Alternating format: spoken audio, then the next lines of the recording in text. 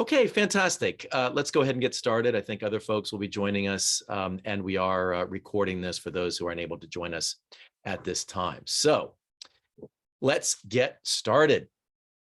So welcome to the virtual colloquium series In Conversation, Art Museums as Institutions for Well-Being, organized by the Humanities and Human Flourishing Project at the University of Pennsylvania.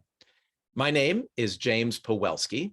I am professor of practice and director of education in the Positive Psychology Center at Penn, and the founding director of the Humanities and Human Flourishing Project, which I will often refer to as HHF. I'd like to extend a warm welcome to those who are joining us live and to those who are watching the recorded version of today's event. The mission of the Humanities and Human Flourishing Project is to understand, assess, and advance the well-being benefits of engagement in arts and culture, focusing on individual and collective human flourishing. We're grateful for the support of the Chris and Sasha Heinz Family Foundation, the Heinz Endowments, and the National Endowment for the Arts, which has designated the Humanities and Human Flourishing Project as an NEA research lab and is supportive both of practice-informed research and of research-informed practice in the arts, culture, and well-being. You can find out much more about HHF, including our publications and how to sign up for our newsletter on our website, which we will post in the chat. Thank you, Sarah. It's www.humanitiesandhumanflourishing.org. Today, we are thrilled to continue with our third installment of In Conversation, part of the HHF Colloquium series, and consisting of a series of conversations between scientists and practitioners on topics concerning the arts, culture, and well-being. Before we turn to our two distinguished speakers for today, let me preview the plan for this colloquium. We will begin by hearing a 20-minute presentation from each speaker in turn. Then I will moderate a brief discussion with the speakers before opening it up to a Q&A with all of you. I would ask that you would hold your questions until the end, and when I indicate that we're ready for Q&A, please raise your Zoom hand if you have a question you would like to pose or a comment you would like to make. And with that, let's turn to our speakers. It gives me great pleasure to introduce our first speaker, Rebecca Chamberlain.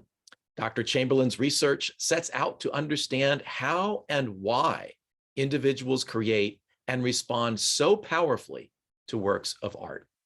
She studied for a foundation degree in art and design at the University of the Arts, London, before moving into cognitive science. She completed her undergraduate and postgraduate studies in experimental psychology at University College London, researching the psychology and neuroscience of representational drawing ability.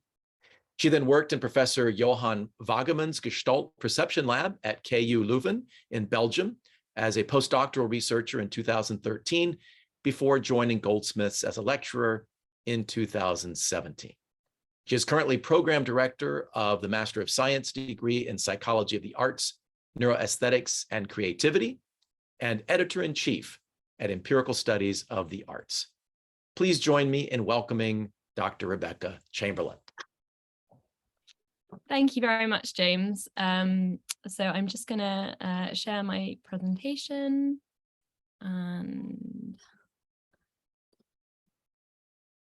okay, can I just check that everyone can see my screen okay?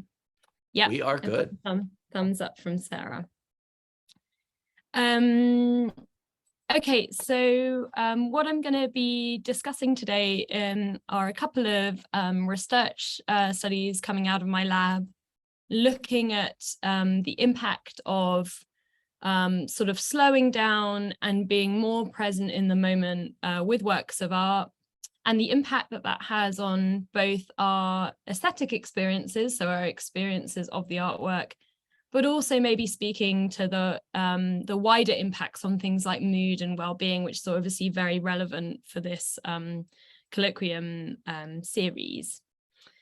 So I'm sure everyone here is aware that these kinds of techniques for slowing down in front of artworks are gaining sort of more and more traction in the cultural space.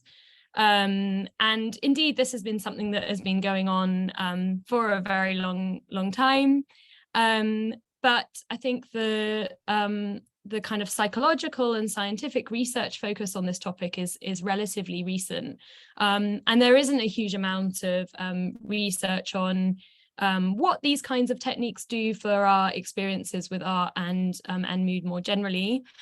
What we do know is that sort of stable differences between individuals in terms of their tendency towards things like mindfulness seems to have an impact on aesthetic experience, in that those individuals that tend to practice and engage with mindfulness tend to have more frequent, more intense aesthetic experiences.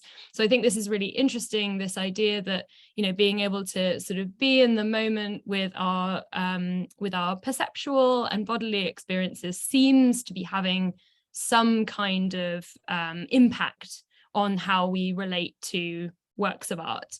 But there are many questions that are sort of outstanding in terms of like, what is driving this relationship, and can we harness it to really support artistic institutions to be places where people can focus and develop their well-being. From the work that I've been doing, I think there's two possible routes that we could be taking to connect these two concepts together.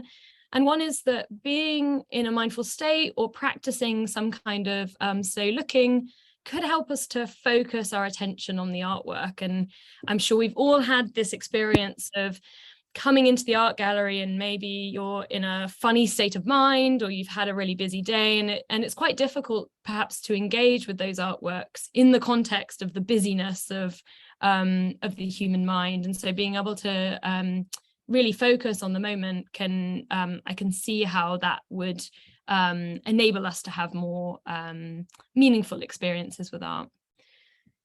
And then also there might be an effective sort of mindfulness and slowing down generally on our sort of emotional states, in that we know from the psychological literature that mindfulness practice tends to lower arousal. It makes us calmer. For that reason, it's been seen as a tool to manage low-level anxiety. And so what we might see is that just sort of entering this state of being more calm might make us more receptive to engagement with works of art. Now, this, I think, is a little bit of a contentious point. Do we really want people to sort of be calm and have low arousal in the gallery? And I think maybe that's a point that we can discuss later in the session. So now I want to run through quickly a couple of studies where we've started to sort of look at the potential impacts of slowing down and being more mindful with art. And the first one actually is an online study.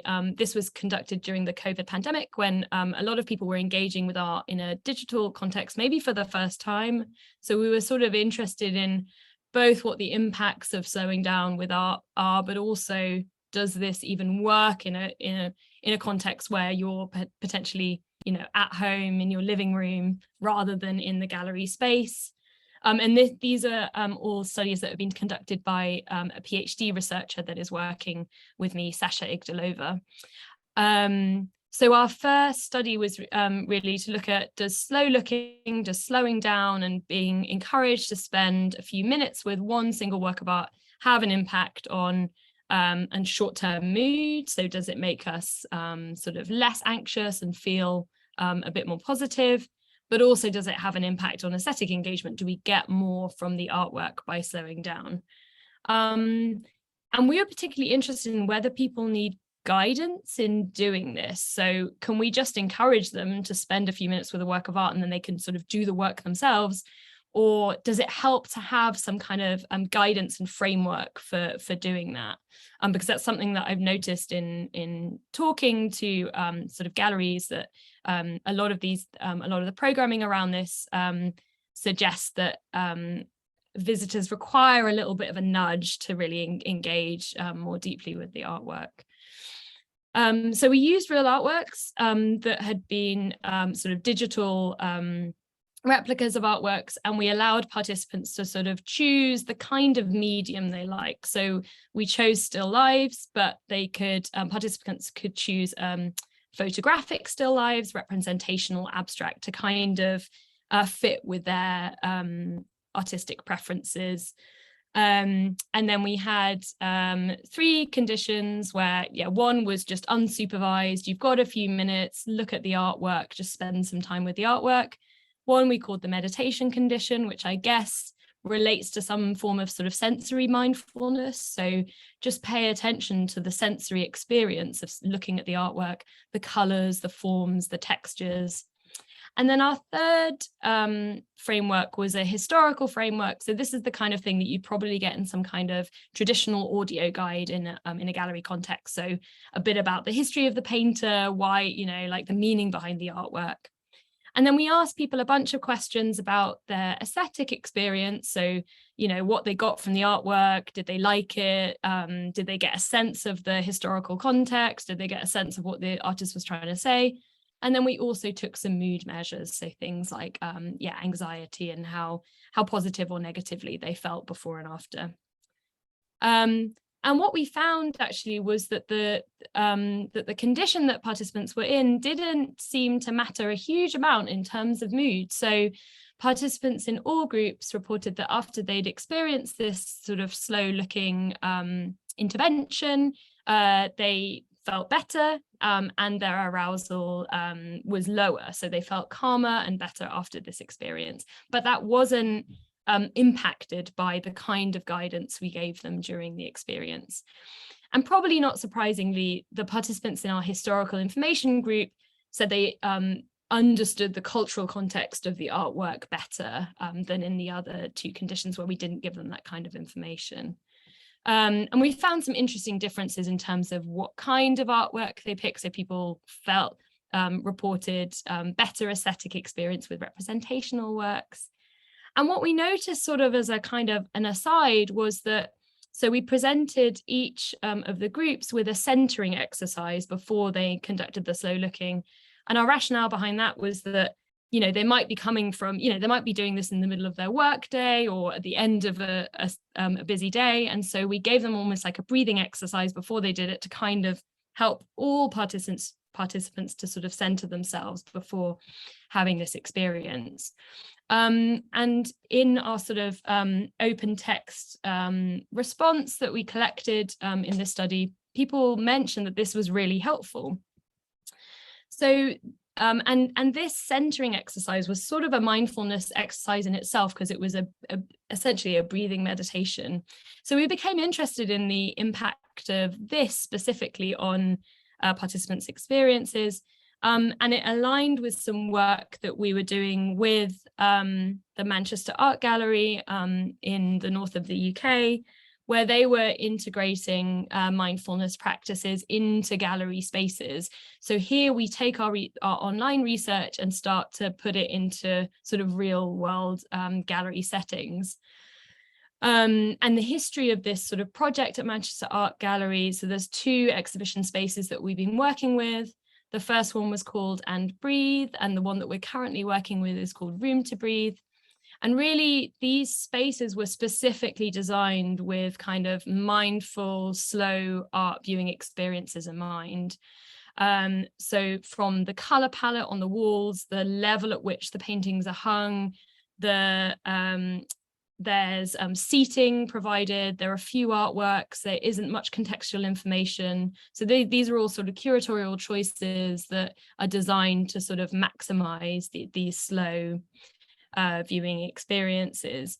So we've been collaborating with the team at Manchester Art Gallery and in thinking about how we might transpose this online study into a gallery context. We got interested in this idea of giving people a mindfulness intervention before they enter a gallery space. So it's sort of akin to, stepping out from the street and just having a bit of time to get into that space of being receptive to art. And so we use that as a sort of impetus for the study that we then did in the gallery. So the kinds of questions we were interested in were very similar to the online study, but adapted a little bit for the gallery context. And particularly Here we don't have guidance of the viewing experience itself. We have an intervention before people enter the gallery space. And then again, they're kind of unstructured in terms of what they do once they're looking at the artworks. So we developed a sort of preparatory mindful breathing intervention that participants undertook, and then they would spend some time in one of these rooms that had been specifically designed for this kind of slow looking experience. And our sort of predictions coming in was that a mindful breathing intervention would help people to better engage with the artworks within the curated space, and that also we'd see sort of concurrent effects on mood, so feeling better, feeling calmer, and having a better aesthetic experience. And really here we're trying to draw the link between sort of more engaged aesthetic experiences and then that subsequent impact on mood. So it's not enough to just be in the space, that we have to, it's really the artwork that is doing the mood repair in this kind of context.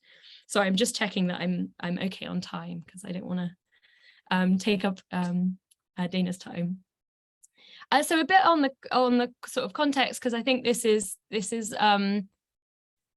a sort of a strength of the work that we've been doing with the Manchester Art Gallery, is that we were able to be quite involved in terms of like the way that the space was put together and how that would work for doing experimental research. It was really important to us that this still felt like a gallery experience to our participants, and that it didn't feel like a lab study that was transposed to a gallery. So we had this space in Manchester Gallery where we had this exhibition space that actually just had 2 artworks. So it was quite a small, intimate space.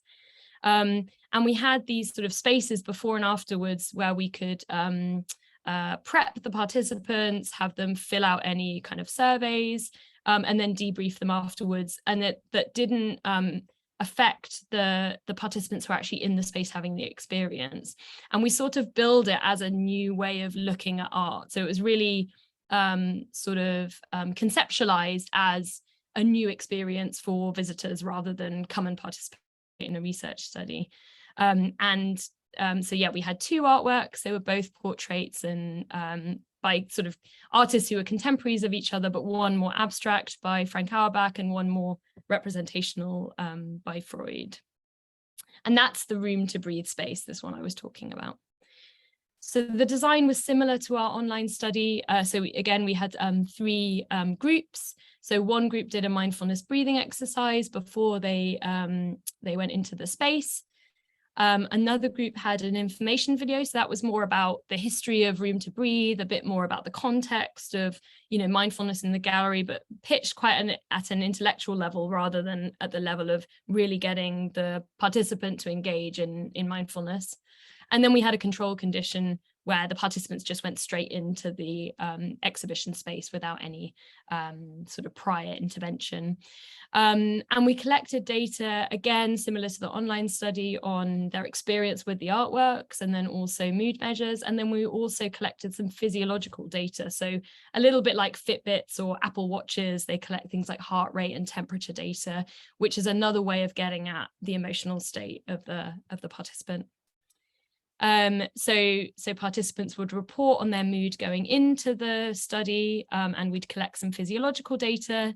They'd then watch one of these videos if they were allocated to the information or the mindful breathing group. Then they would have up to 10 minutes to view the artwork. So as I said, that was unstructured. They could do whatever they want in the space. They could spend however much time with either of the artworks, up to 10 minutes.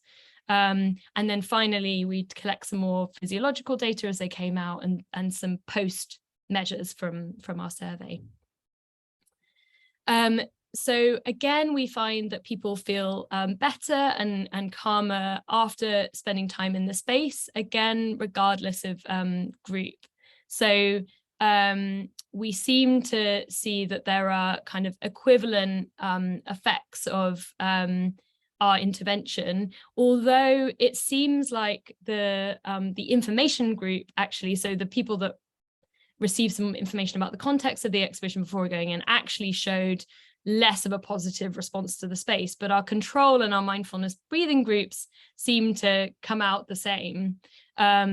So for whatever reason, and I can speak to this if I've got time or in the Q&A, it seems like these sort of pre-interventions don't do a huge amount in terms of how people interact in the space, but the space itself seems to be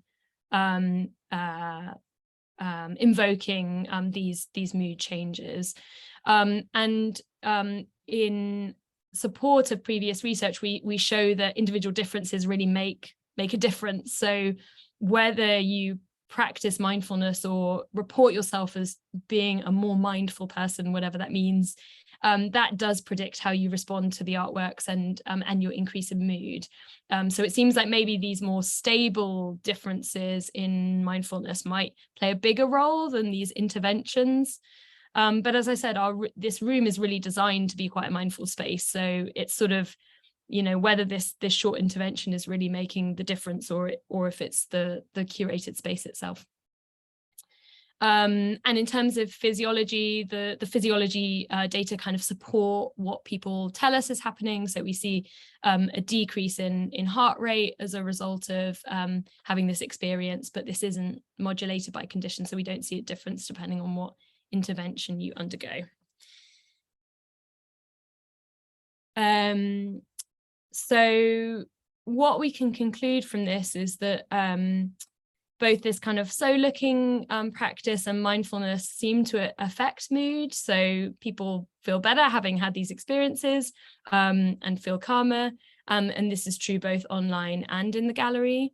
But this brief preparatory mindfulness intervention does not specifically impact mood or our ability to engage with the artworks. And yeah, what really came through from this study, I think, is the impact of the environment and what people are bringing in. So, attitudes towards the artworks and their baseline mood. And particularly in this context, and I guess one of the limitations of this study is that we only had 2 artworks. So then people's individual responses to the artworks become really quite important. And they also don't have ownership over what those artworks are. And that obviously, when we go to a gallery, we have that control over which artworks we're going to engage with. And this is something that, when you come to do experimental research on this, it's hard to get around that and still maintain that kind of experimental control to really look at the things that you're interested in. So again, that's something that maybe we can discuss, the sort of limitations of what we can find out from this research in these kind of real world contexts. So our next step, so we're fortunate enough to be working with this space in the gallery for several years, and they're rotating the artwork. So we'll be able to look at the impact of the artworks themselves, which I think will be really interesting. And what has really sort of been made clear to me is that, and from sort of talking to participants that participate in the study and looking at their open text responses, is that the environment really makes a difference. And so comparing that to the kind of standard gallery experience, I think will be really, really valuable. So we can see, what does this specially curated space really do to enhance these experiences? And then we're already planning to look at interventions that actually target the viewing experience itself. So some kind of guided audio meditation with specific artworks, because that might have a bigger effect than this kind of, baseline setting. So I think there's 2 different things going on there. When you give someone an intervention that just is designed to make them generally more mindful of their body and their sensory experience, versus a mindful experience with that specific artwork, we might find that that's a much more powerful technique for improving mood.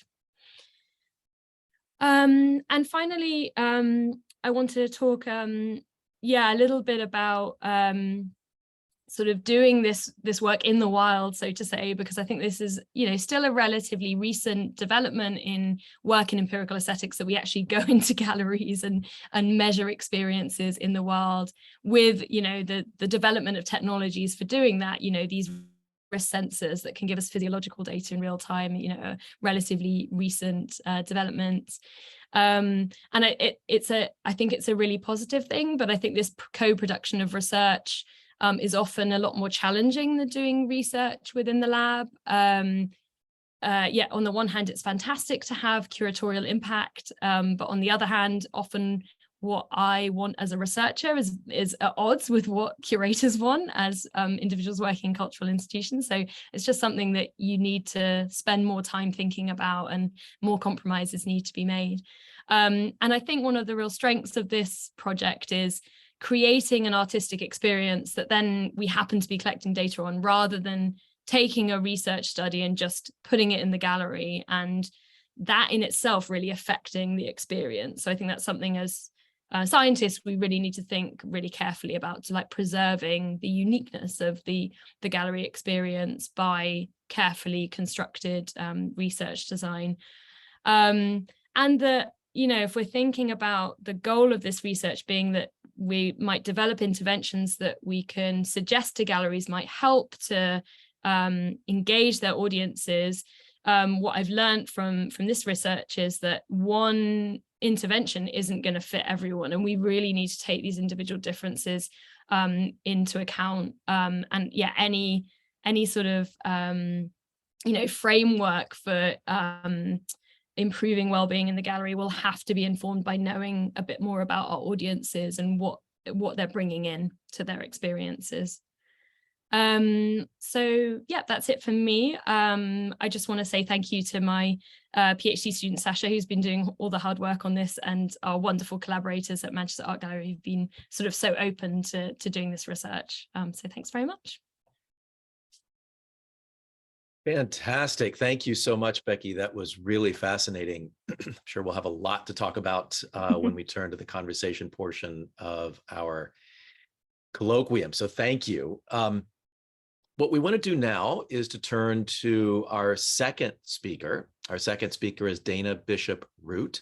She is the Director of Education and Public Programs at Carnegie Museum of Art.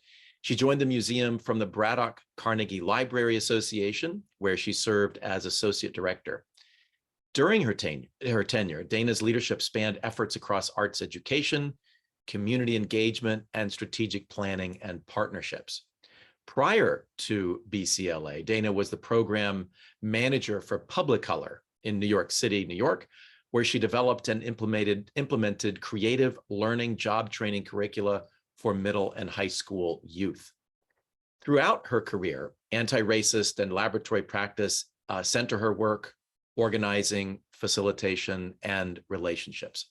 Bishop-Root is a founding member of artist collectives General Sisters and Transformasium, showing work throughout their neighborhoods, including Carnegie Museum of Art in Pittsburgh and a number of other galleries and museums.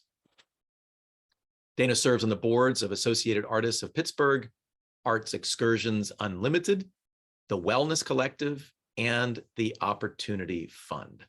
Please join me in welcoming Dana Bishop-Root. Hello, hello. Thank you so much, Becky. Thank you for that. I am like, don't want to get out of that space of listening to you. And so I'm have to transition into speaking space, but it's hard to leave it. And so much of what you said, I'm really excited to connect here with. And it makes me think about, I was talking with a group of arts educators yesterday, and we were talking about, let's see, okay, are we good with my screen? We were talking about how necessary, if we're trying to create teaching and learning environments where we're able to really work toward the individual subjectivity and individual expression of young people, how important it is that our arts educators have the space and room to kind of bring in what they need to teach and learn. And I was thinking about my own insecurity about how little research that our work is done, our kind of, lab research that we do our work from here. But then I was thinking about, but we're doing it by observation and what we're watching and how we're watching people move through the museum and what they're asking for responsively. And then I was, Becky, so grateful to hear your deep research and thinking about how kind of the interdependence of the practice and the research truly are. And so really grateful that we're able to bring that together, and just honored to be in conversation. And I'm sure so many people here are both practitioners and researchers. So thank you for having me. So I wanted to start here just briefly. This is in 2013, and this is kind of where I enter the museum and a lot of kind of what's framed my work within our organization and the invitation for me to arrive in a museum. This is in 2013 at the Carnegie International, and this was an installation actually that was outside of the galleries that brought in an art lending collection that rotated throughout the International. We put these wingback chairs, which is interesting to see the style of chairs in your gallery space, Room to Breathe, that they also referenced wingback chairs, I think. But I remember walking into the museum one day and I was like, this is success. People figured out how to use this space. This is what we want. And this is kind of the opposite of looking right here. People are napping. But I think that what this signals is really trusting and remembering that people will identify how to utilize a space. So a lot of kind of the framework is thinking about Michael Warner and his conversation and diet work on public and counterpublics, the ways in which people assemble themselves and take from the environment and conditions around them to locate themselves and those they want to be in community with. I also think a lot about Judith Butler's work around thinking about how we recognize ourselves in order to feel better, to feel outside, how we need to recognize ourselves in the other in order to be able to feel emotion and feeling outside of our own experience. And then also thinking about Samuel Delaney and his work around cross-class contact. And so I think the museum space and art looking are really spaces where all of these things can really begin to happen through work around mindfulness. And so when we think about our well-being, our whole selves, this is why we are interested in doing this work. So the other kind of place that Mindful Museum and many of our other programs are grounded in are taking propositions. And really thinking about interrupting this 126-year history that the Carnegie Museum of Art has. It was built in Western philanthropy, a kind of idea of people need a museum. It's for their good. It's for their well-being. And how important it is for us to switch that to thinking more about how the museum needs people.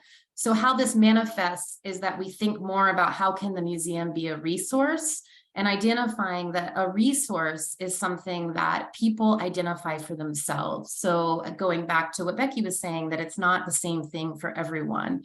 But how do we create a museum that can act as a resource where people figure out their pathways inside? The other proposition that Mindful Museum is really based on is everyone already has what they need to engage in art. So this is, again, kind of going back into this idea that I think Becky referenced. But how do we create a space where people are welcome to bring in their own subjectivities, and thinking about how much kind of looking at how mindfulness affects mood. Yes, people are coming in with their lived experience, what happened right before they entered the museum, never mind what happened the night before or what's happening in the world around them. So how do we welcome those experiences into the museum and provide different pathways for people to choose as they enter to navigate that feeling and to either release it or to go deeper into it? So now to kind of zoom back in and focus on Mindful Museum. Mindful Museum is created specifically for our older adult population. We, of course, not unlike other places, Southwestern Pennsylvania's growing adult population of older adults is accompanied by urgent and interrelated public health challenges, including social isolation and ageism. And we know, of course, that this has all been exacerbated by the COVID-19 pandemic. And so I would just say that Mindful Museum was definitely developed out of the pandemic and using a lot of the tools that we also developed during the pandemic, online tools. So truly with Mindful Museum, we're thinking about research that points to the transformative power of the arts to address these risks of Alzheimer's, of isolation, and the ways in which creative aging initiatives have been shown to foster social connections and well-being. The other thing that Mindful Museum works to address is thinking about the ways that many older adults face barriers to visiting a museum because of cost, physical accessibility, or historical and maintained culture of exclusion. And especially in Pittsburgh, public transportation is challenging. So we've really had to tap into different access transportation systems, et cetera. The other thing that we found in our research, of course, is that a lot of programming for senior populations are more spread out, and they're kind of one-off programs. And so Mindful Museum for us was really taking disparate programs that we were doing and resources we were building and shifting it to a more cohesive program. And Mindful Museum is also deeply inspired by the ways in which people congregate. So the kind of model I came into work and said, okay, we want to be a Panera. We want to be the mall where people go when they can't walk outside and they get their miles in. How is it that Panera down the street has a group of seniors that congregate every morning from 7 to 9 a.m.? How can the museum be their next stop? And so we think about these amenities that the museum already has. We have artwork, we have a cafe, we have lots of space to move in and to move around. So Mindful Museum is an iterative and participant-informed initiative. It's a suite of accessible programs for visitors over 55 that activate CMOA as a destination that nurtures the mind, body, and soul with art as catalyst. And this mind, body, and soul language, just side note, interestingly, is taken directly from Andrew Carnegie as he was developing his museums and his libraries. This is kind of what his motto was in terms of thinking about it. So it's fun to really pull that and push it to be like, okay, this is what you wanted it to be. How can we do this? Mindful Museum offers a range of programming, including walking paths and meditation throughout the galleries, drawing sessions, chair and wheelchair yoga, art history classes, social gatherings, and digital resources. We're in our first session. We launched it in 2022 in the spring, and it's truly thinking about how many entry points can we create for our visitors to view the museum as a necessary stop in their day. A place where they can go when they're seeking creativity, when they're seeking connection, when they're seeking the ability to slow down and to pause and to move at a pace that's right for them. How can the museum mirror that pace? So here what you see, along with Mindful Museum, we've created this series of art paths. And these art paths take the digital resource that we created during the pandemic, which are meditations, and kind of guided movement and mindful exercises through different artworks that you can find online through our collection. And so we take those, the ones that are on view in our museum, and we've created these walking paths between the artworks. And at each artwork, you can choose to stop and go through the meditation, or you can choose to keep moving to get your steps in. So this is another example of a path, and we'll continue to develop these based on different things and different subject areas as we go.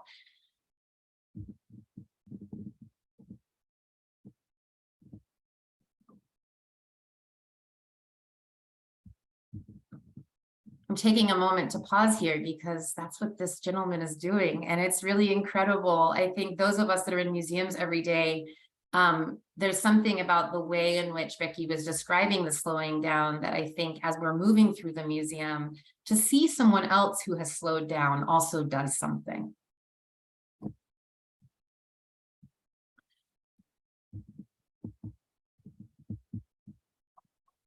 So Mindful Museum also engages with a lot of art making, as we mentioned.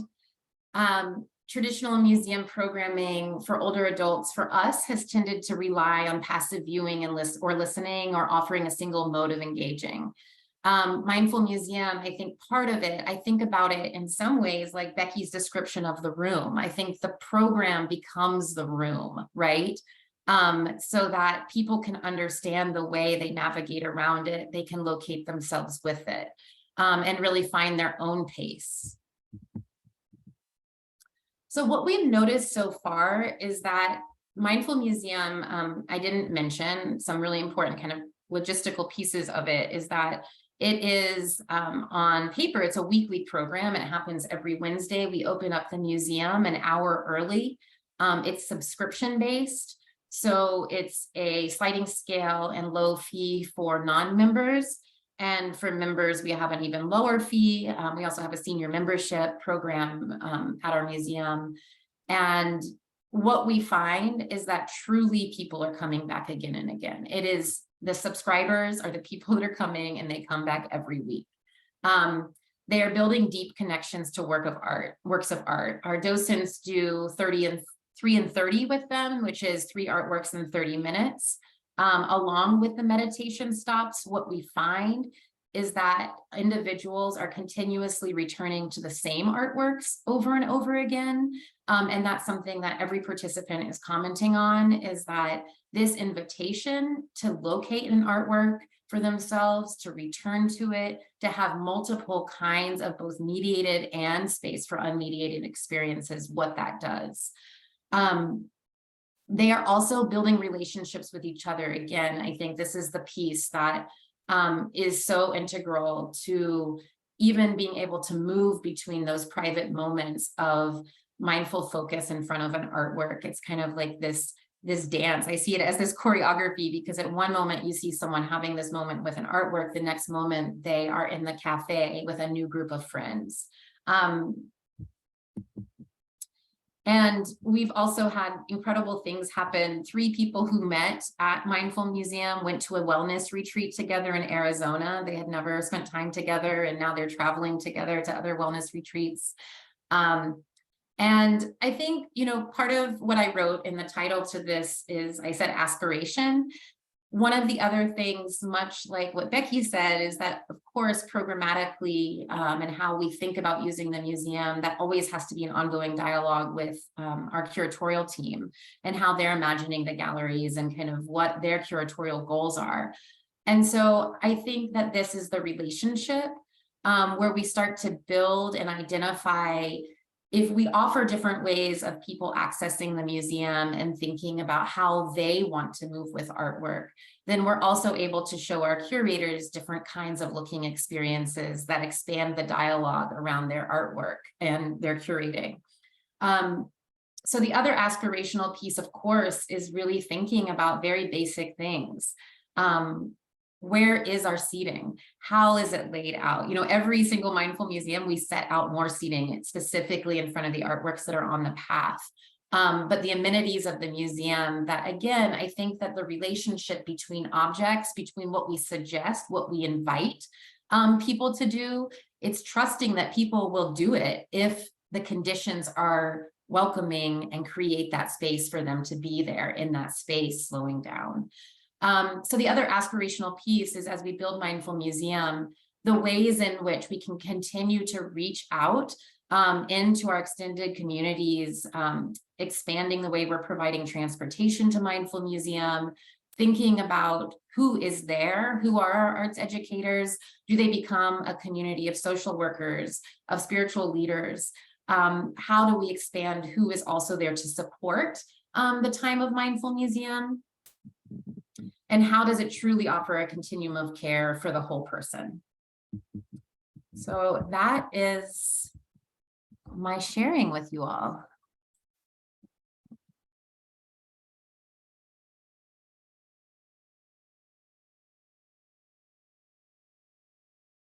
Fantastic. Well, thank you, Dana. That was really fascinating. Today is Wednesday. I think I would like to stop by for a session. So thank you. I know, I was going to say, it's really funny because it's funny to be talking about something when we could have just gone on Zoom. I could have just had you on my phone and we could have walked around and just experienced it. I was like, Lucy, can you send me real-time photos while it's happening? I love it. I love it. So at this stage, what we'd like to do is to enter into the in conversation. Thanks to both of our speakers for just really fascinating reflections about the work that you're doing. So Becky, I'd like to start by inviting you to comment on what Dana just shared with us. And based on your experience as a museum researcher, what strikes you as particularly valuable or interesting or noteworthy about the work that Dana is doing? Yeah, I just want to say, Dana, I'm so inspired by this. I think it just sounds like such a fantastic program. And what I love about it is the integration of so many different elements. I think, you know, as a scientist, often we're trying to kind of deconstruct experiences and look at tiny portions of those in order to get a handle on how they contribute to the whole. But what I love about Mindful Museum is it's a constellation of different ways of engaging, and I think that's absolutely right. And it kind of made me realize sort of actually how narrow my perspective on mindfulness is, and to speak to that point, it seems like social interaction is so intrinsic to what the Mindful Museum does, and I think that's inspired me to think a bit more about how these things interact, because I think for me it seems like a lot of the research or talk around mindfulness is very much like a solo process and quite introspective, and yet the experience of being in the gallery is a social one for so many people, you know, for everyone essentially, because, you know, people are around, whether we come with friends or family or whether they're just in the space with us, affecting our behavior because we're observing how they're responding to the artwork. So I think for me, I want to start thinking about how that social element sort of integrates with these experiences. I think that's a piece of the puzzle that that we're really missing. And also, oh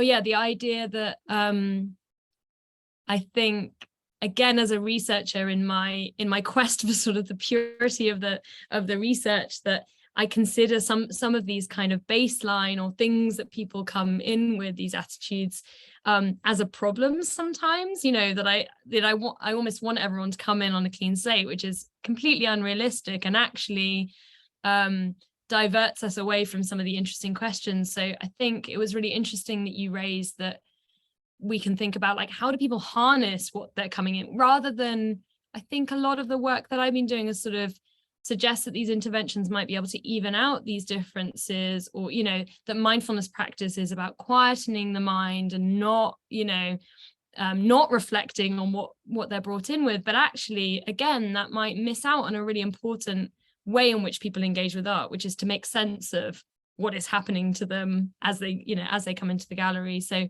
again, I'm really inspired to think about that in a bit more depth, the idea of harnessing these differences to help people to have, you know, get the best out of the museum. So thanks so much. There's so much food for thought there.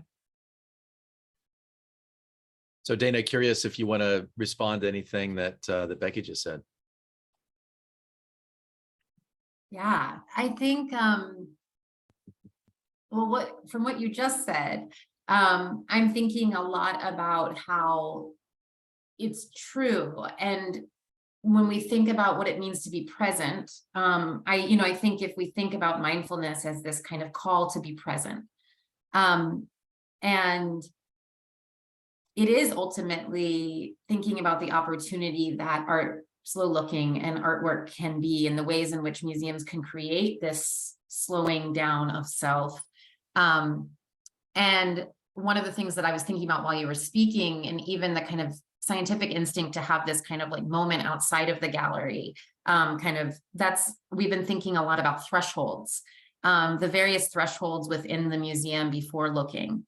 And so I think that, so I was relating those two things, and what the thresholds potentially do. And there's multiple thresholds kind of implicitly throughout a museum space, I think throughout any museum space.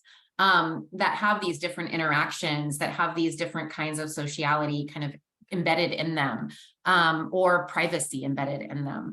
And so I think that it's kind of like, if we want to get, I would like say, like, I would aspire that we can get to this moment where someone can arrive at an artwork and have that slowing down of their heart rate and have that kind of like baseline that shifts. But also, how can the thresholds recognize that, like, that people can move through things too. And I just think that I've been asking this other question a lot, which is, if we want people to make meaning from artwork and experience artwork in their own ways and take time with artwork, what are we creating for them to hold their feelings? And I think that that's, you know, to get to the mindfulness place, to get to being present, then how is a museum also offering ways of holding feeling? I like that language, a lot of things that both of you said. I like that language of being present, because it feels to me that that can cut across what both of you are talking about. And I know, Becky, from a scientific standpoint, you know, you need things to be, you know, clean, so you can get the results that you want. And sometimes that can be reductionistic, right? So you clean things so carefully that you have no life left to look at. And so this idea of being present, kind of being able to get over some of these thresholds to a place of presence, feels to me to be maybe a way of getting in between those problematic kinds of situations, so that the question then becomes present to what? Right. And I think the hard part, or the maybe the effective part, is that invitation to presence. Right. And so, as Dana so beautifully talked about, this could be invitation to presence of people's own subjective experience, like what they experienced before they came in. Or, you know, I know in my own life, I'm a regular, you know, practitioner of meditation. And when I sit down to meditate, you know, the things that come up for me are both the obstacles to my being able to be mindful, but they're also part of the purpose, right? It's like, oh my goodness, I can like get in contact and be present with different parts of myself, not just the noisy parts, perhaps, or the loud parts, but different parts. So I think there's real value in that, being able to be present to our own experience, and then to the work of art. So in the work that I do, some of the, I teach a course on the humanities and human flourishing, and I take my students on field trips to art museums during the pandemic, virtually, otherwise face-to-face. And I ask them to engage in some slow looking. And then when we debrief afterwards, Dana, I mean, it's a relationship that they develop with these paintings. Like there's a conversation, there's a dialogue, right? I mean, you know, I thought this, and then I looked at some more, and then I thought that, and it's a really, there's really personality kind of in those. So being present to what that engagement is like. And then, as you mentioned, Becky, and Dana, you were talking about being present to others, right? I mean, I think those are 3 levels of presence that hopefully, Rebecca, can be rich, but not so chaotic that nothing can, you know, be done scientifically. I'm curious what you think about that. Yeah, I think definitely and I think we have an awareness of these different sort of facets of mindfulness. So when you were talking about meditation, I was thinking, you know, this non-judgmental side of mindfulness. So the idea, and I think that serves to sort of rebut this idea that it's just about being sort of calm and sort of decreased arousal states, because if we can pay attention to what feelings an artwork is bringing up without judging them and without thinking, then actually we can access a much wider spectrum of emotions in relation to art, probably. And so, yeah, I think, as you said, it's like, what are we paying attention to?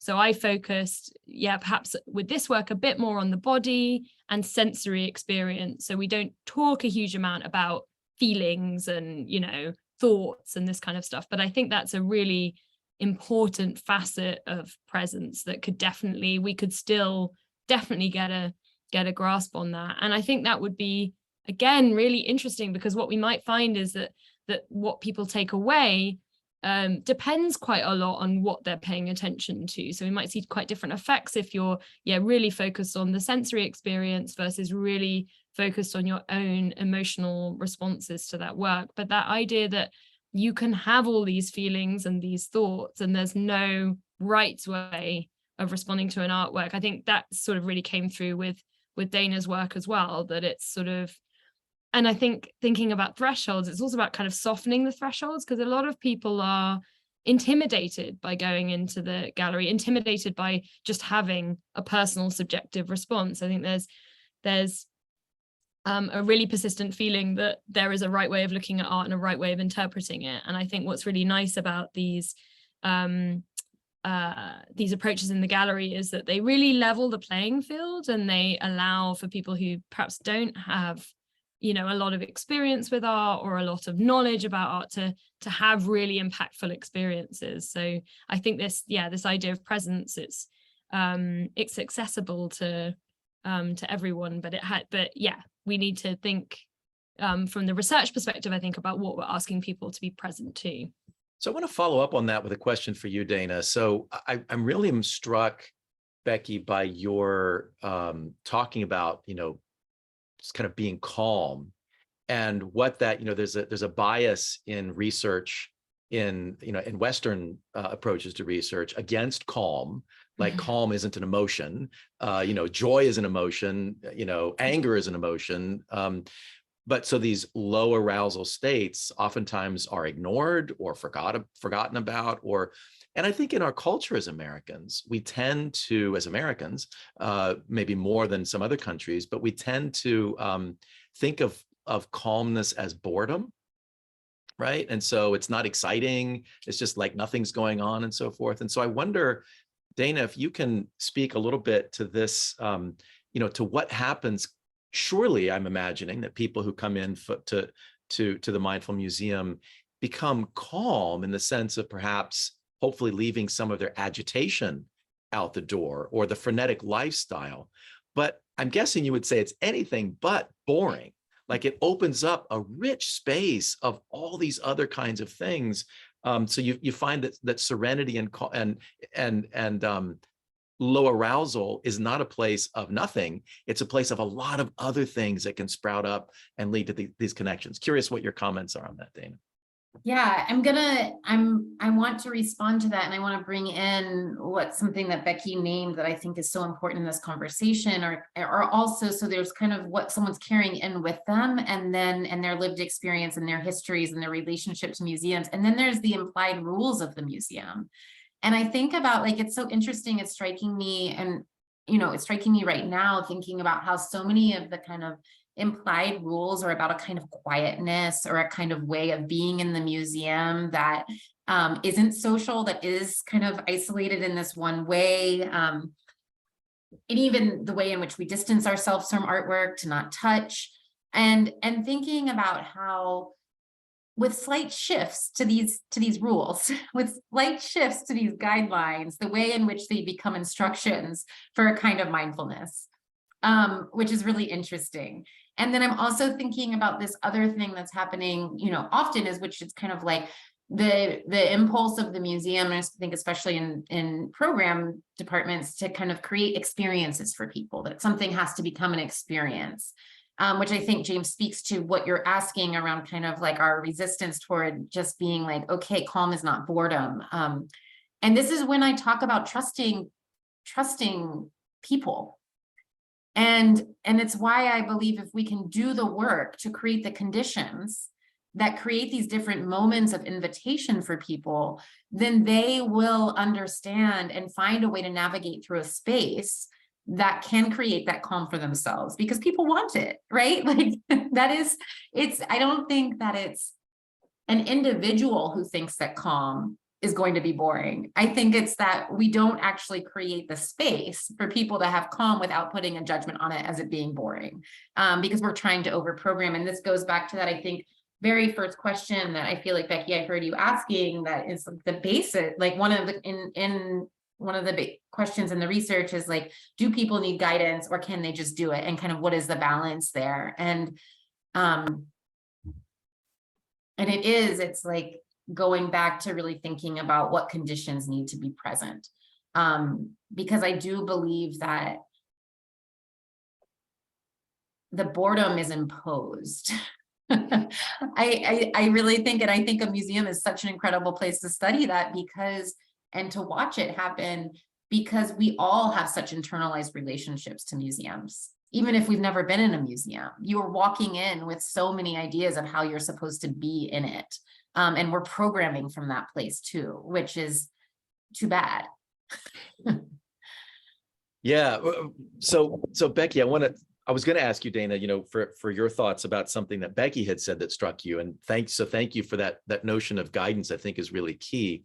And I want to kind of frame it in a particular way that is related to some of the research that we've been doing in the Humanities and Human Flourishing project. And so, Rebecca, just like you, we found that the conditions don't seem to matter as much. What seemed to matter is the immersion, right? So are people really paying attention? Are they really focused?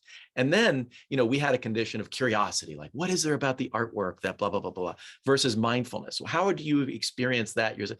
And it didn't really seem to matter much if they did the time, if they focused in on what was going on. So coming back to this question then of guidance, is the guidance, and I'm curious too, Becky, about what you said about kind of a next step of providing perhaps some guided meditation for interacting with the content of the work of art. So is the guidance, and traditionally art museums have had these implicit rules, and they've had this guidance of a particular sort. Art historical information is really important, so you need to look at the label and so forth. So how can we think about guidance in a way that isn't overbearing, that isn't, we're going to tell you what experience you need to have, but that also isn't underbearing? Because, to your point, Becky, we spoke up, you go be mindful, right? Well, like, how do you do that, right?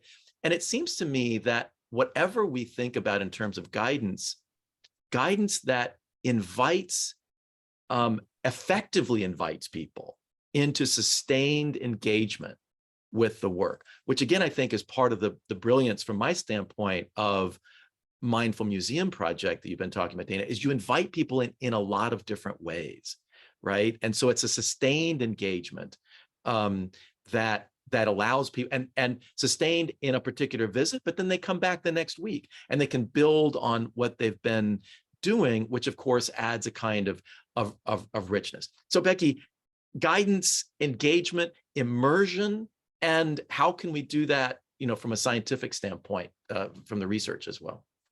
Yeah, so I think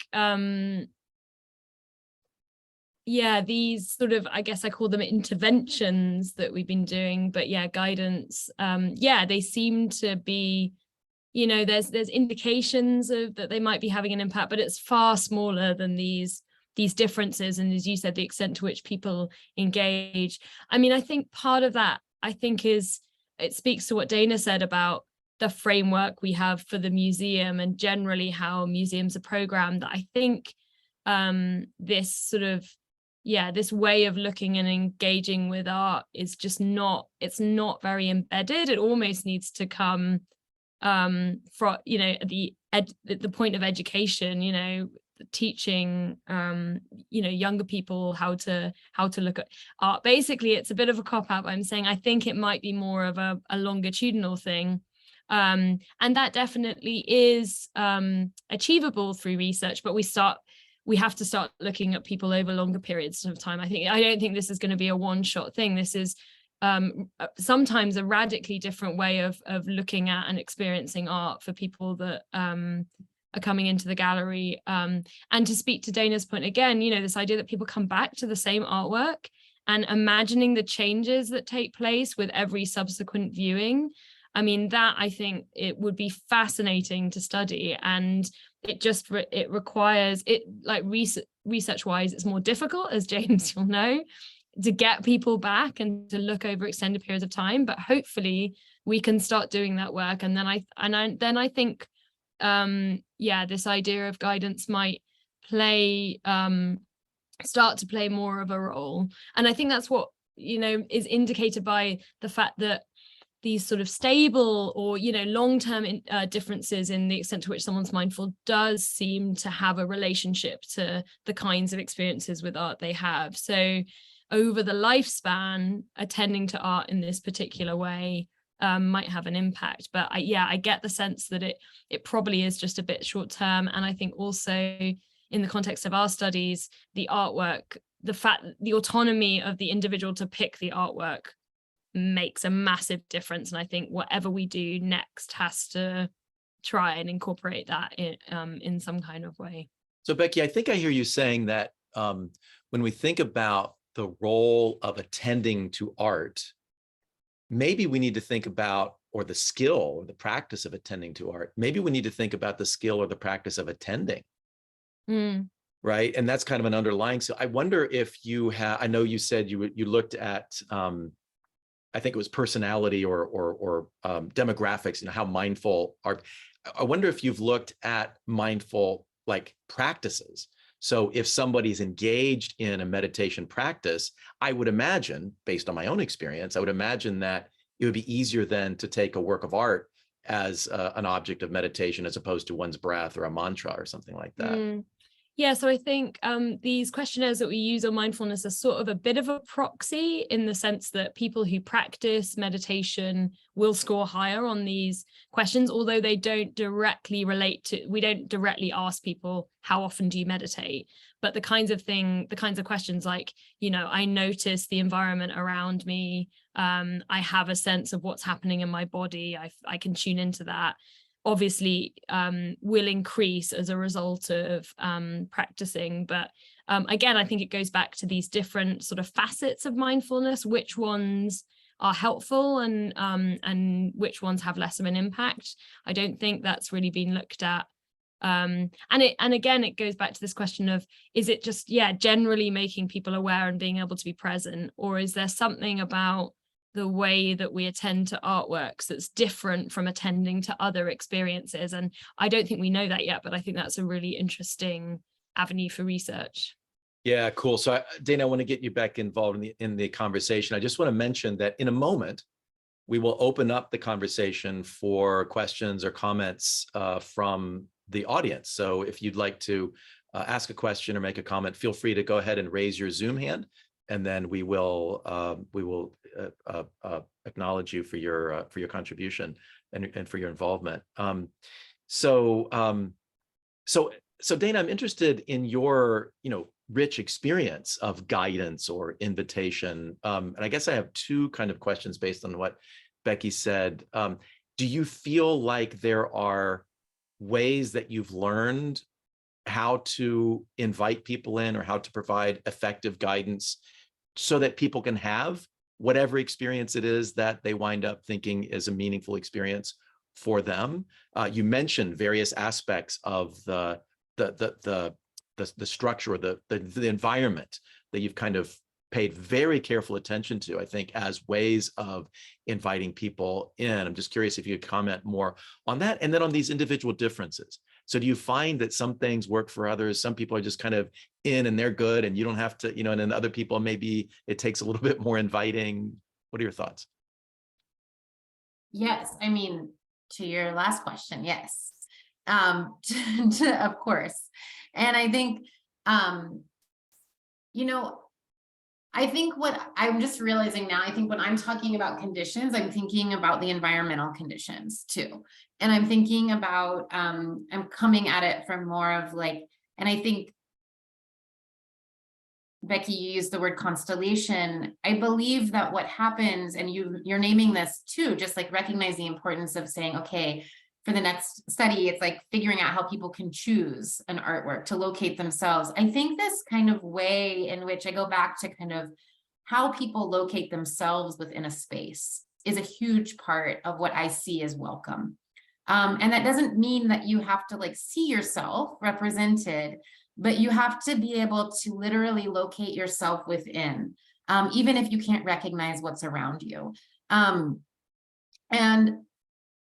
I think the way that a museum is made of agency, like when we think about the ways in which exhibitions are made, every artwork on the wall is up from a choice that has been made. So there's like the fabric of agency is very present in a museum, but it's often the most kind of repressed part of the museum, or suppressed maybe, because it's like, because of this challenge we're talking about, where there's an central kind of authoritative voice, whether it's Western art history or however we're naming it.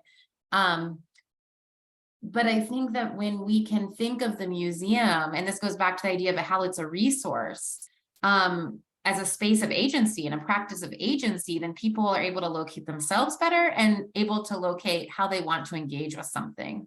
And so kind of with this guided and unguided, I feel like, yes, it is very much about creating options so that people can practice their own agency in figuring out the pathway. And you know, again, not to be, I feel like I'm like repeating now, but the language of saying, okay, what are the multiple access points for somebody, is such a powerful way of how to think about creating program. Oftentimes access becomes like a flattened word where it becomes about singularity, even though it's the most kind of expansive word there is. And so with any program, no program can do everything for everyone, or no kind of mediated experience can be everything for everybody. But what are the multiple access points within that guidance, or within that facilitated or mediated experience? How does someone come towards it as opposed to us always having to go towards them? So for instance, these pathways I think are really interesting because they're an offering of, okay, you can either choose to approach this through a physical experience and say, I want to walk a mile today. Or you can choose to approach it as these kind of like moments of calling you towards an artwork as a kind of self-guided way of moving through the museum and looking at artwork, or you can pause at an artwork and go through this guided meditation. And that just creates a familiarity that I think that what we are seeing is that the reliance, and I'm sure you will have thought a lot about this, but like the reliance on familiarity is that kind of once the familiarity is present, then someone truly has the resources and kind of what they need in order to be able to find themselves. And so what are the different ways that we're allowing for familiarity? And I do think that that's very, very, very in relationship to the individual. It's totally dependent. Yeah, I think that both that familiarity and agency, I think, are really crucial. Before I comment on that, just want to remind folks, if you'd like to join in the conversation, just go ahead and raise your Zoom hand, and we will we'll call on you. Goodness, there's just so much there. In terms of, I think one of the things that engaging in art in the way in which we're talking about now allows for agency in a way that oftentimes we don't experience agency. It can be a surprising kind of thing. So with my students, when they go to the art museum and I ask them to look around the museum and then to select a particular work that they spend at least 20 minutes in front of, sometimes they're really surprised by the work that they choose. Right? They wouldn't necessarily say like, oh, yes, like you say, Dana, like I see myself in this, or this is, something that I would, sometimes they're like, why did I choose this one? Right? And that's part of the inquiry that goes on, and the familiarity in the unfamiliar. So this notion of Rita Felsky, the literary scholar, talks about recognition. When you're reading a novel and you recognize in the protagonist a thought that you've had, or some kind of experience that you weren't expecting necessarily to find in this novel. So to be able to engage in a kind of agency that sometimes is kind of a subconscious agency, if that makes any sense, right? Just kind of, what is it that connects? What is it that I just kind of feel like doing today? And then, as you say, Dana, like picking that as your point of entry can yield some pretty astonishing insights. And I think that's part of the novelty of calmness that can keep it from being boring, right? And it can actually be insightful, and in the case of at least some of my students, life transforming as they get these insights from their experience. I just want to one kind of, I guess, psychological concept that might be relevant here is like states of flow, in which things feel sort of immersive and almost easy, but there's a lot going on. And so I think that feeling of, and I think perhaps this especially comes with familiarity and repeated interactions with an artwork, that and maybe we're conflating those calm feelings with flow states that are can be really transformative, because they also seem to occur at moments of sort of peak creativity in artists. This idea that when ideas come out sort of almost effortlessly, that you're in this particular sort of zone. So I think that might be a really interesting concept to apply in this kind of context, to people enter these kind of flow states when they're really into a work of art.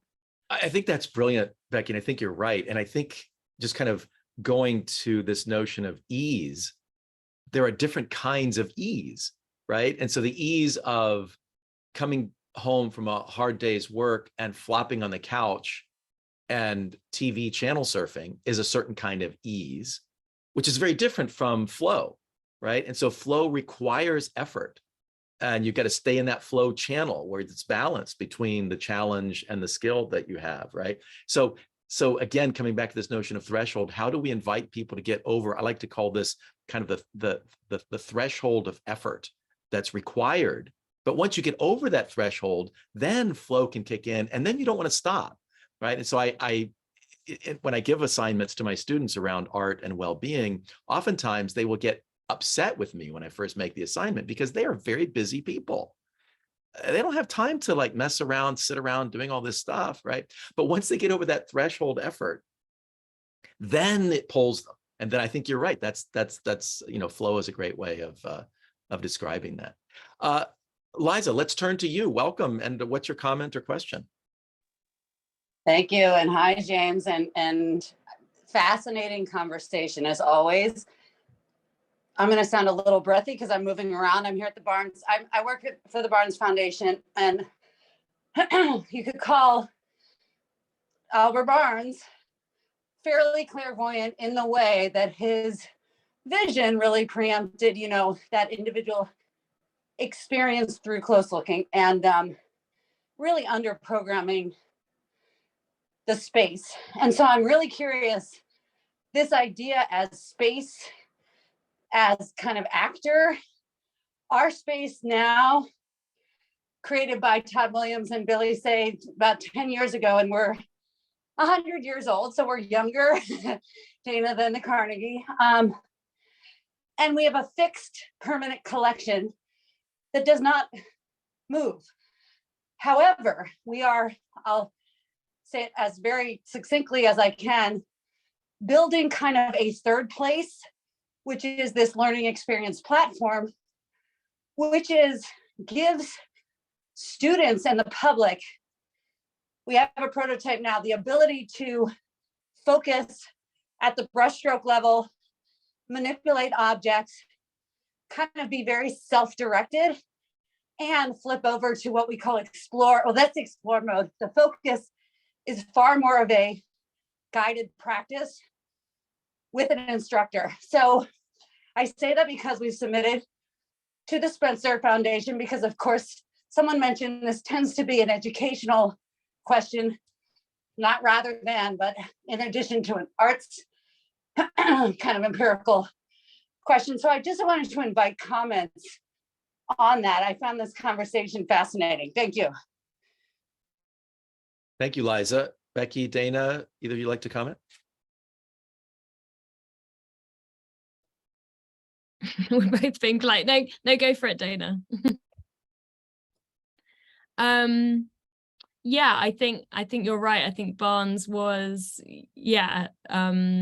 ahead of his time when it came to this kind of approach, especially kind of minimal kind of context around the works. And actually, what I visited the Barnes for the first time earlier this year, and what struck me was the way in which, as an observer, you have to create your pathway through the works, because there's so much on display, and you're thinking, I thought more so about the relationship between works of art than possibly I do in most other institutions. So it sort of reminded me of what Dana was talking about pathways. And so I think in terms of like the way that spaces are constructed,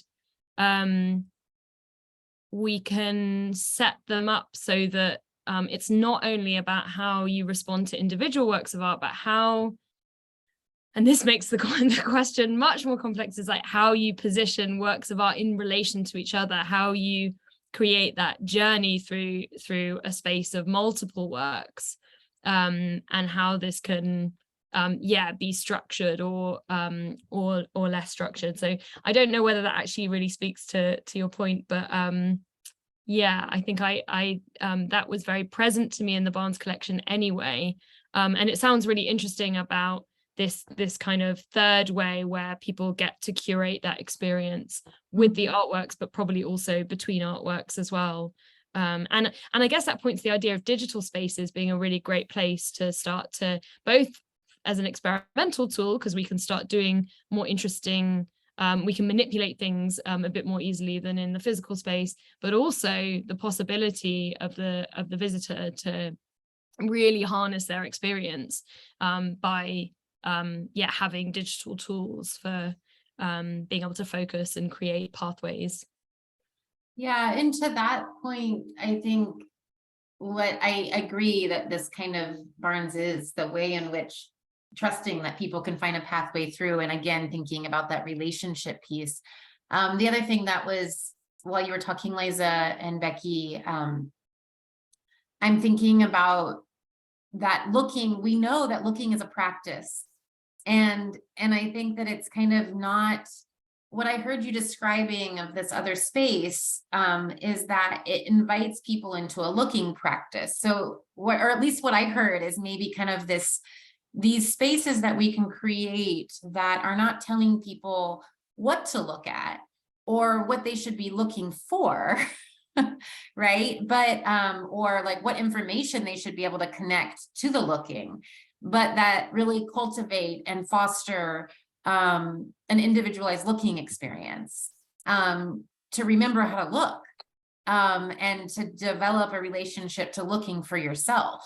And that's, I don't know, as you were describing this other space, that's one of the things that I was starting to think about, is it's not necessarily saying like, here's the kind of piece of mediation or guidance, but how do we create these other spaces that actually acknowledge that looking practice is active within a museum? And so how do we think about it as a practice in our institutions as well?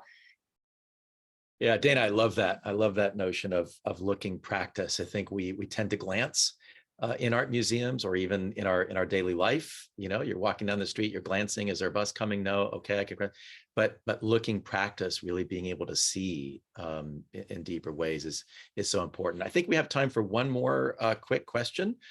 So Nicole, great to have you with us. We'll turn it over to you. Hi, this has been such a rich discussion. I've really enjoyed hearing about both of your work, and I'm leaving very inspired, so thank you so much.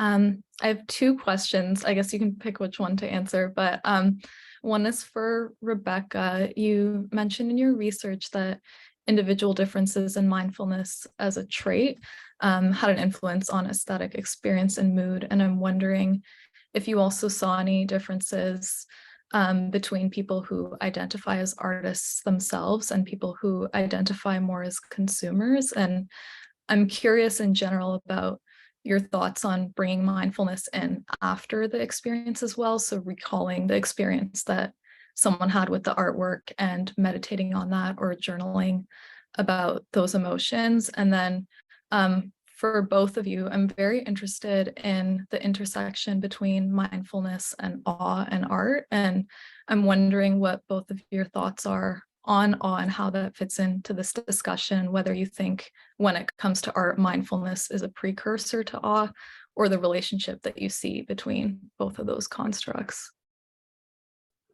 Yeah, super interesting question. So we're speaking to this this idea of artistic practice versus artistic sort of consumption. I think that's something that I'm really interested in, because my research background is really on artistic practice, to understand how the development of artistic skill, like what does that come along with in terms of like, does it change the way that we see the world and attend to the world?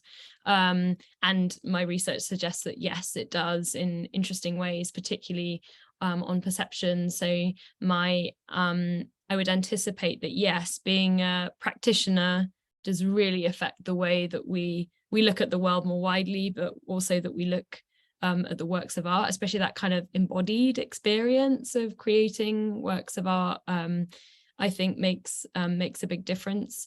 In the context of our studies, yes, we find that people who are more artistically engaged tend to have more intense aesthetic experiences, but we actually we tend to look more at the consumption side of things. So like, how often do you visit art museums and galleries, how integrated in that world you are? But I think it's a really interesting question. And it was something actually that I'd sort of noted to ask Dana, because she showed both art practice and art consumption within the context of the gallery. And I think these two things have a lot more in common than we might think in terms of the kinds of impacts they have. And this idea of post-mindfulness, I think, is a really interesting one. It isn't something that I've thought about before, actually. So yeah, this idea that we might get more from an experience by having a particular way of attending or an approach to remembering and reproducing our experience. The one way in which I've been thinking perhaps tangentially about this is this social aspect, and the idea that how important is it to discuss with other people your experience? Like, to what extent can you just have this experience for yourself, this kind of internal dialogue?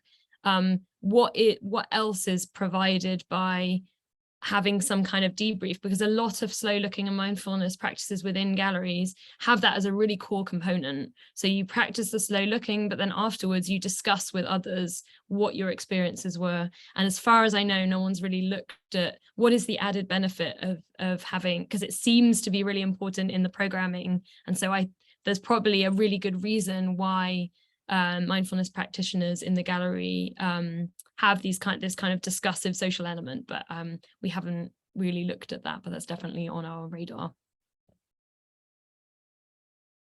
You know, what's interesting about that, that just occurred to me, is one of the things that we've observed is that and I think people that, you know, especially like with talking about third spaces or people that are thinking about public and shared spaces, we can talk a lot about the need for people to be able to navigate a space and move between public and private moments.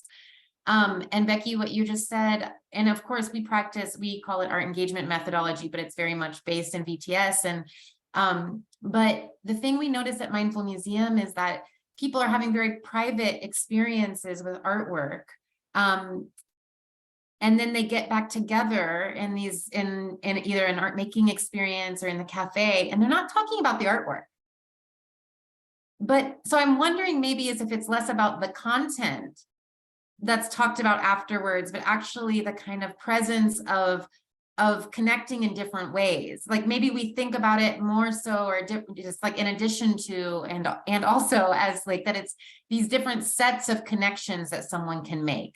And so it's really like moving through a space and allowing for a feeling of connectivity, whether it's to an artwork or to an individual, but that the content doesn't necessarily have to transfer. So I have a colleague here at the University of Pennsylvania, Justin McDaniel, who's actually a religious studies professor. And I team taught with him at one point and a class, and he had all of his readings were novels that he assigned, and which I didn't think was quite fair. But anyway, he assigned novels, and he said, you know, reading a novel is like having a bottle of wine. And it kind of opens up these places and these spaces, these opportunities, these experiences that you might not be able to get at with, forgive me, Becky, but, you know, scientific articles or, you know, monographs and so forth. And I think that was brilliant. And I think it's not just novels that are that way. I think works of art can sometimes function in a way of kind of open. I've had conversations in art museums that I never could have had outside of an art museum, right? And so to your point, Dane, I think sometimes when you're drinking you're sharing a bottle of wine, sometimes you talk about the wine and what it tastes like and, but other times, and probably mostly, you're talking about other things that kind of opens up for you and you're able to share with others in ways that you might not normally do if you're not sharing a bottle of wine. Well, that unfortunately brings us to the end of our time together. Thanks again to Rebecca Chamberlain and Dana Bishop-Root for joining us today. And my goodness, giving us such thoughtful presentations and such insightful answers to our questions. Feel free to add any word of thanks you would like to the chat as well at this point. I'd like to thank Catherine Cotter, Associate Director of Research, and Sarah Sidoti, Associate Director of Operations of the Humanities and Human Flourishing Project, for all of their work behind the scenes to make this conversation possible. And finally, thanks to each of you for joining us today. It's been great having you with us. Thanks for these questions and comments. We invite you to join us again next semester for our next installations of In Conversations. Please watch your email for information on our spring semester lineup. Please feel free to pass the word along to anyone you think might be interested in joining us. And remember to sign up for our newsletter or just to find out more about the Humanities and Human Flourishing Project. Please visit our website at www.humanities-and-humanflourishing.org. So thank you so much and be well.